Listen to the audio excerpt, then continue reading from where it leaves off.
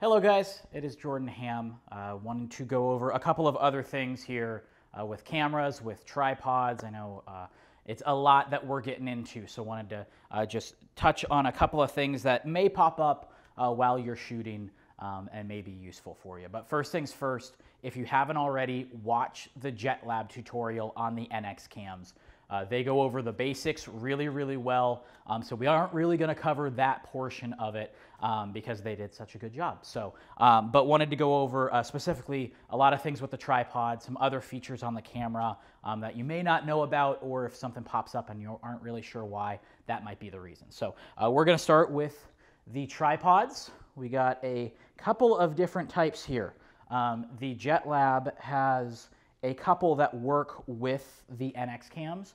So you might be encountering a couple different types of tripods over the course of the semester. Some you may like better, some you may not like at all. But I will say when it gets checked out, especially, I mean, usually resources are a little bit tight tripod-wise, but especially this semester. So just don't try to request any certain type of tripod, anything like that. Just make sure you get there early. Make sure you know how the tripod works. You can get your camera on the tripod and everything like that, and just kind of get a better understanding of it. So use those 5 to 10 minutes to really take advantage of that. So first things first, getting the camera on the tripod. Now there are a couple different types we're going to go over, but just wanted to show you kind of the basics. First things first, I would say, usually a lot of times you're going to instantly want to, expand the legs as long as you can and make it as tall as you can. I wouldn't do that. I would try to get your camera about chest level so you can get the camera on it. If you need to make it taller, then you can make it taller. But when you're trying to get a camera on and it's super top heavy, the center of gravity is not really there anymore, you could have a very expensive accident. So I usually recommend doing it this way. So you take your tripod, you do the bottom portion of the legs first to make it a bit taller. Now this is about as tall as my waist. We can go a little bit taller. Obviously some of the taller folks can just get it as tall as they want, no problem. Some of you shorter folks, I would recommend doing about chest level. So now we have it, and yeah, it's about chest level, obviously a little bit taller, but some of these tripods you'll see, and you can also bring the legs closer, that will make it taller, but I'd get it right about here, and I'm juggling a couple of wires here. So right about here, and a couple things to note. Now there's going to be a lot of different mechanisms you can tighten and untighten. Right here, most of the tripods will have the ability, if it's fully extended, to even make it that much taller. We obviously don't need that necessarily in this case right now. And you'll also see, there's a screw over here that you can utilize to make it move up and down. You want to make sure that's very tight and it's level as you're putting it on, the camera on. I've seen a lot of people with not a ton of experience with cameras have this loose. They put the camera on it. All of a sudden it gets top heavy. It slides. Hopefully, best case scenario then, this portion is tightened and the camera locks right there.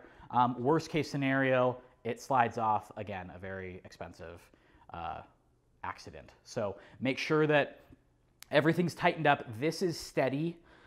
There's a little bit of wiggle room here, but for the most part, this is pretty darn steady. We'll get into what this does as well here afterwards.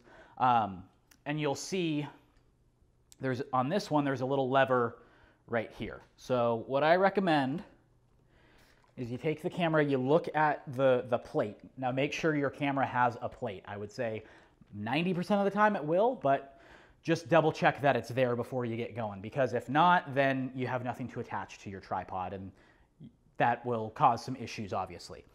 So kind of see how this lines up.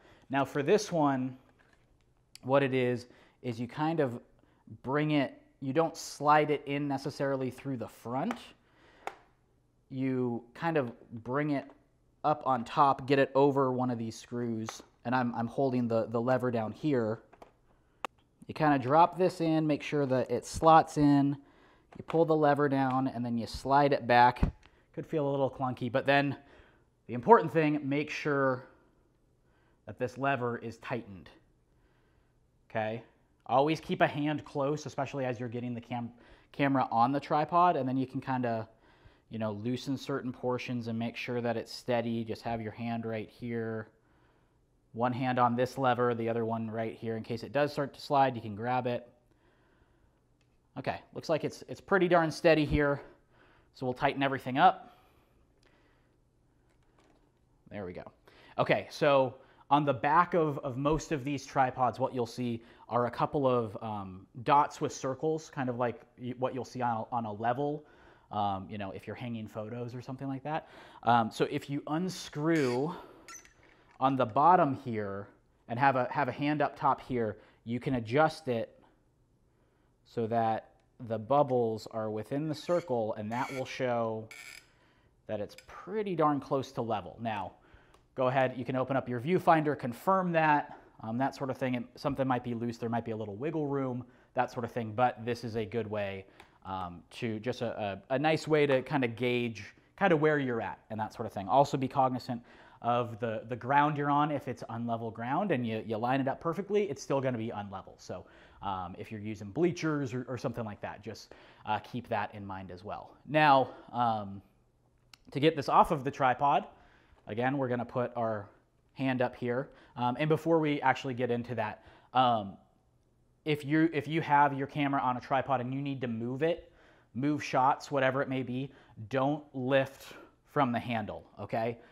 The camera is pretty strong, the tripod's pretty strong. The weakest part of the camera is going to be up here. So that could snap off, and you obviously don't want to pay for that. So have a hand up here just to guide, make sure that the camera is staying put, but you're going to lift from the bottom, you know, wherever it may be. Wherever the most weight is, that's where you're going to lift from. So just make sure that you're doing that. Now to get this off this particular tripod, what we do, we keep our hand up here, make sure you can also kind of go right here, but that might be a little tough because the lever's right here. So I usually just go up top, you can slide it. However, just want to make sure you have a good handle on this. Go ahead and loosen this one. And with this one, it's not any sliding or anything like that. You just pull this lever down and then you bring it, you kind of just tilt it and it will come out. So we'll obviously this semester be shooting off our shoulders as well. We'll go over that and the stability that comes with that. But for this particular tripod, this is how you get it on and off. Now we'll transition to a slightly different tripod here. So I move this one off camera. So this one's a little bit heftier, a little bit bigger. And the other noticeable thing is, if you can see, it is attached, has kind of a central piece. This other one was a little bit more free flowing, but this one is connected. So just be aware of that. And that's one where you're really going to want to make adjustments on all legs at the same time. You don't want to bring one super long and then have the other two short, because then this is when it gets all tangled up and that sort of thing. So you want to try to keep it as flat as you can. Again, we put the lowest one on here. It's almost about chest height. We can bring it up a little bit more on the higher ones. And the reason I said to do the lowest ones first is if your camera's up here and you need to make it a little bit taller, then you just have to grab down here. You don't have to grab all the way to the bottom and then lift it up. So for this one, again, kind of similar setup. There's a screw under here that you can use to level. You know, you can bring it up and down. It will, you can loosen this and kind of rotate it, but make sure everything's nice and sturdy.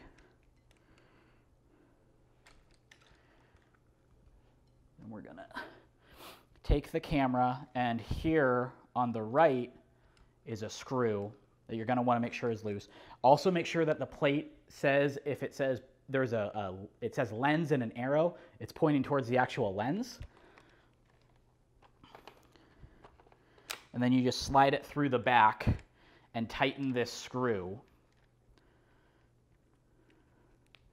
Make sure it's sturdy, and then you can kind of loosen a couple of other things just to make sure it can move around a little bit, but it is staying put. Okay? So there are a couple different other potential tripods you may see over the course of your semester, but it's all kind of the same logic, even if it's different types of tripods. So just make sure you test it out for 5 or 10 minutes before you head out to make sure you know what you're working with.